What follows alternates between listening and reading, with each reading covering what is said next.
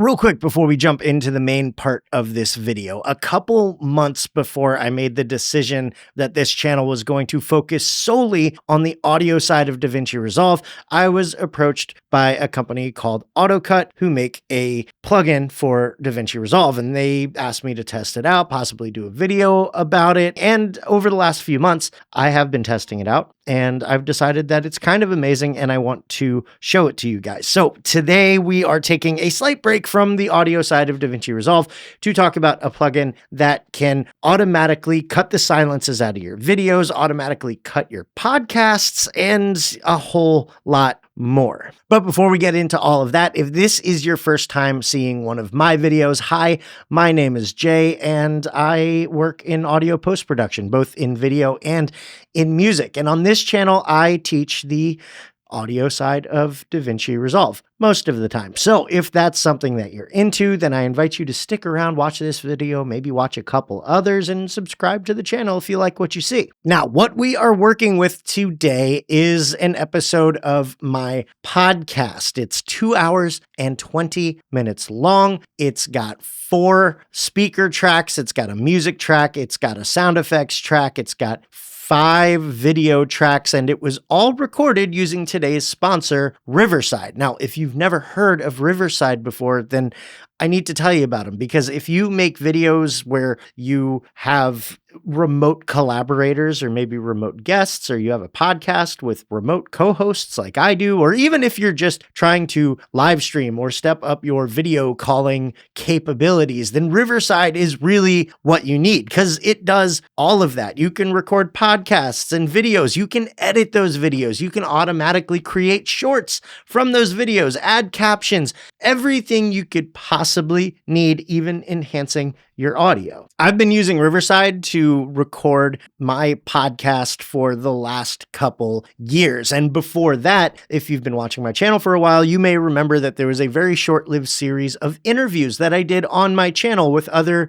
creators and filmmakers. And I use Riverside for that as well. And there's a couple reasons for that. First, everything is recorded locally. Let me explain. So a lot of times when you want to record video calls, it's internet recordings. Everything is recorded directly to the cloud, and it's usually not the best quality. But with Riverside, everything is recorded locally onto each participant's machine and then uploaded to the cloud, which means I'm working with uncompressed wave audio and the highest possible video quality that you can get out of each participant's camera or webcam or computer, or whatever it is that they're using. The second reason is everything is automatically synced up, which means I don't have to worry about aligning audio or anything like that. I just download everything from Riverside once everybody's uploaded their stuff, and it's ready to be brought into Davinci Resolve. So if you're like me and you have a podcast with remote co-hosts and guests, or if you are trying to get an interview series going on your YouTube channel, or maybe you just want to do some live streaming or some video calling, then definitely click the link in the description. Check out Riverside today and use the coupon code JLippman at checkout for 15% off. Thanks so much to Riverside for sponsoring this video. And now, since everything was all synced up, thanks to Riverside, and it's imported into Davinci Resolve, all synced up, all we got to do is load up Autocut and we're good to go. Once again, we are working with 5 video tracks. We got 4 speakers and a screen recording. And then down here, we've got 6 audio tracks, 4 speakers, music, and sound effects. So in order to load up Autocut, it's not like a plugin that you drag and drop from the effects library. This is actually a script. So we're going to come up to Workspace in the top of Davinci Resolve, come down to Scripts. You see I've got a few of them loaded up. We're going to choose Autocut, and that is going to initialize. It's going to check for updates. It's going to do all of the things that it's supposed to do. And once it's loaded up, you can take a look at all the options you have. You can Autocut Silences, Autocut your podcast, which is a really cool thing where it actually processes your audio to figure out who's speaking, and it will cut your video tracks accordingly. It's really, really cool. We can auto caption, do auto zooms, which is really, really nice. They've got a couple of features in beta like Autocut repeats. So if you screw up a whole bunch during your videos and you need to edit those double takes out, you can. That's very helpful for me because I screw up a lot. You can also do auto B-roll, auto chapters, auto profanity filter. There's just a whole bunch of stuff that you can do here, even auto viral clips. But for the purposes of this video, we're just going to work on the two features that I use the most, which is Autocut Silences and Autocut Podcast. First, we're going to take a look at Autocut Silences because that's what I do the most. Now, one thing that I should let you know about Autocut is it works best if you're working with clean audio. In the case of my podcast, I've got some guests and some co-hosts that don't always sit still, and there's a lot of noise. So there's people talking over each other. There's people moving around in their chairs, taking sips of their drink, banging on the tables while other people are talking.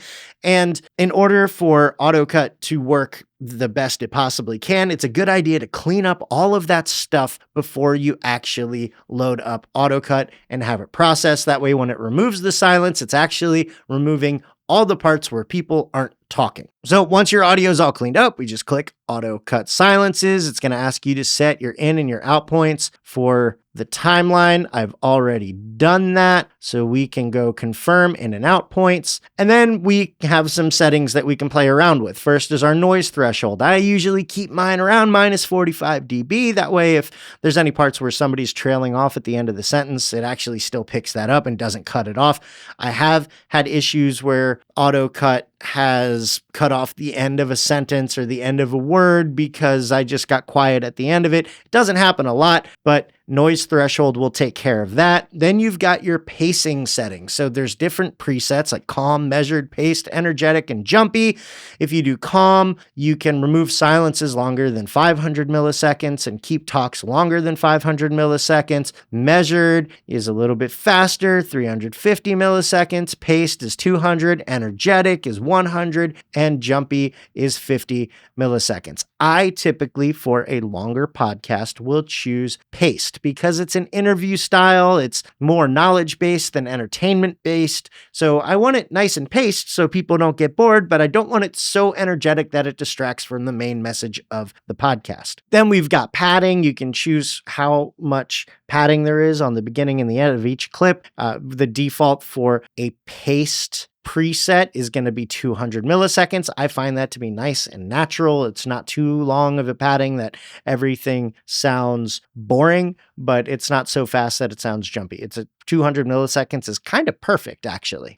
Then we move on to silence management. We choose what to do with the silences in our videos. Are we going to just cut them but keep them there, mute that part of the audio? Are we going to remove the silences altogether? Are we going to remove the silences but keep the gaps? I have never found any situation where I need to do anything but completely remove the silences and close those gaps automatically. Transitions is really cool. You can do no transitions. So once you cut the silence, the clips will be butted up next to each other, and that's fine for most cases. You can also do J cuts or L cuts. I got a whole video on J cuts and L cuts. It's really old, but it actually still performs remarkably well on this channel. I'll have that linked below if you want to check it out, or you can do both J cuts and L cuts. You can see I have both checked here because I like J cuts and L cuts. It really helps with the flow of the dialogue. Then you can select your audio tracks that you actually want to process. We're going to process all of it. From there, if you want, you can generate a preview, and that will basically turn this into a little screen where the red bits, you can kind of see the red here and the red here, and then the green here and the green here. It's going to show you what it's cut out and what it's keeping.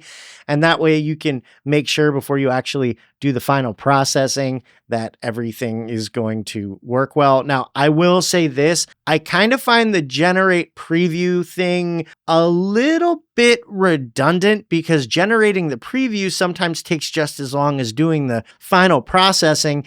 And it's a very non-destructive workflow. So if you do the processing and it's not exactly what you want and you need to start over, it's super easy to do that. So once we have all our settings set, we can click cut and delete silences and apply transitions. And once we click that, we're going to go through and Autocut is going to process everything. It's going to detect all the silences, and then it's going to copy our timeline. We're going to get a second timeline, and that timeline is what's going to have all of our new cuts. All of the silences are removed. Everything is butted up against each other, or you'll have your J cuts and your L cuts. In the case of J cuts and L cuts, you're actually going to get additional tracks in your new timeline in order to create those J cuts and L cuts. And then from there, what I'm going to do is I'm going to clean up my timeline a little bit. I am going to use the edit index to rearrange my tracks. So both of my tracks for Dan are, one right underneath the other. Both of the tracks for Jay are together. Both the tracks for Tez are together and all that stuff. Then I'm going to create buses for each one of the speakers, as well as the music and the sound effects. And I am going to bounce each one of those buses to a new track. So that way, when I'm done and I'm bounced everything and I've deleted my original tracks, I am left with this, which is the same way we started. 4 dialogue tracks, 1 music track, 1 sound effects track. All the gaps are removed. All my cuts are there, and I'm ready to move on to the next phase. We gotta make sure that whoever's speaking is actually the person being shown on camera. And that's what the next part of Autocut is for. So let's go ahead and go back up to Workspace, and we'll come down to Scripts, and we'll open up Autocut again. And we'll see Autocut Podcast, Instantly Edit Podcast, which is just super, super cool. So we'll click on that, and it'll ask us to choose a timeline with at least 2 video and audio tracks. And it says select active timeline. So that's what we're going to do. We're going to select the active timeline. And then what we're going to do is we are going to assign a speaker name for each audio track. So track 1 is Dan, track 2 is Jay, track 3 is Tez, and track 4 is Isaac. Now if we scroll down, we got track 5, which is music. We don't need to add a speaker for the sound effects because the sound effects doesn't have any corresponding video track. From there, we'll come down to cameras, and we've got 5 video tracks. So track 1 is going to be Dan. We've got our speakers. If we drop down, you can see all the speakers that we created in the previous section. So we got the same thing. Video 1 is Dan, video 2 is Jay, video 3 is Tez, video 4 is Isaac, and video 5 is music. The best way to keep this organized is to make sure that each video track and each audio track is labeled to the corresponding speaker. Then we can come down, and we've got camera duration, which is kind of the same thing as pacing for the previous thing that we did, where we can do calm, paced, energetic, and hyperactive. If we do calm, we're going to do 5 seconds minimum duration, 60 seconds maximum duration. Paced is going to be 4 seconds minimum and 30 seconds maximum. You get the idea. Energetic, 3 seconds and 20 seconds. I like doing energetic for the camera part because while the pacing of the audio can be a little bit calmer, we want to make sure that the video portion is cutting it together so it actually is fairly engaging. And then you can choose what to do with your unused clips. Are you going to disable them, or are you going to completely remove them from the timeline? I always choose disable, because that way when I'm going on my final run through and I'm cutting out parts of the episode that I just don't want to have in there, if something happens where maybe the wrong person is on camera or I want to switch away to a different person, I can just re-enable a video clip and trim it however I want and move on instead of having to redo everything. So I would definitely keep this as disable. And then once all that's done, start podcast editing, disable unused clips. We'll click that, and it'll do the same thing again. It's going to go through, it's going to process each audio track. It's going to figure out who's speaking when. It's going to use our parameters to disable the video clips that we need to disable and make sure the person who is speaking is the person on camera throughout the whole thing. And it's going to do this all yet again on another new timeline. So this is all very, very non-destructive. If something gets screwed up in this form or in this timeline, in this process, and I need to go back to the timeline where we just have the strip silences, I can just delete the new timeline and go back to that one. And if I do the strip silences and it got all screwed up and I need to go back to the beginning, I can do that as well. I could, if I wanted to, do multiple versions, like different presets. So I could do a calm preset and an energetic preset and a paced preset. And I can just have a whole bunch of timelines with a whole bunch of different versions of the podcast to see which one I like best. It's really, really flexible and really intuitive. It's just, I really like it. So once it's all done processing, you got your new timeline, and now you can see we've got a whole bunch of disabled clips, but when I'm talking, here's me talking right here, I'm on camera. And if we're just gonna play a little bit of this so you can see how it switches between the correct speakers. All right. Let's see if I can remember how to navigate. Tez, this is old music. This isn't new music. This is I'm on my laptop, so I don't have our normal stuff. So we're back to the stock Riverside. Well, give me an intro song, man. I need something to just get in the way here, you know. Okay, wait, hold on. I got to do my patented. Oh, yeah. Don't forget. Yeah. When we're done with the recording, stay on the call until that little purple bubble in the top of your screen says you're done uploading. Cool.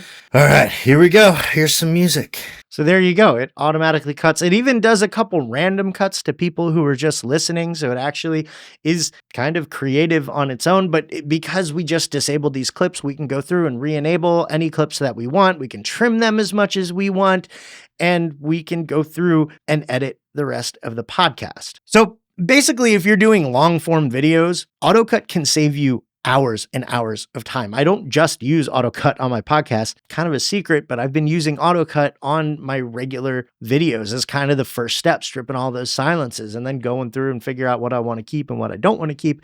And it has saved me countless hours. Now, I will say this because I want this to be a very fair review because they're not paying me to do this at all. They did provide me with a license so I could test it out, but this isn't sponsored by Autocut. It's sponsored by Riverside. Again, that link is in the description along with the coupon code for 15% off. But I want this to be a fair review. So I will say that I have run into a couple issues. They do update quite a bit. And if you do an update, it'll automatically check for updates when you load up Autocut. And if it does have an update, it'll update automatically, but then it will close down. And when you reload Autocut, it won't detect Davinci Resolve. For some reason, you actually have to close down Davinci Resolve and open it up. It's not that big of a deal unless you have a super slow computer and it takes you an hour and a half to get Davinci Resolve open. But if you're on a decent machine where Davinci Resolve loads quickly, you should be good to go. The other thing has to do with specifically the auto podcast editing. Like I said, when I do the J cuts and L cuts during strip silence, it gives me extra audio tracks. And there is a way seemingly that you can make having, 2 audio tracks per speaker work in the auto podcast editing. But I have found that I get errors every now and then, and it's not totally reliable, which is why I suggest busing if you have multiple tracks for one speaker, I would bus those all into one bus and then bounce that mix to its own track, and then you should be good to go. The really cool thing about Autocut, though, is they're constantly finding new ways to make the editing process faster and the creation process faster without trying to hinder your artistic side. Even though a lot of this stuff is automatic, you have full flexibility to go in and change anything however you want, which I really appreciate as an artistic person. So, like I said, Autocut is not paying me to make this video. However, they did send me a special link that will pay me nothing, but give you 20% off. So that will be linked in the description. I highly recommend you check it out, especially if you're into podcasting or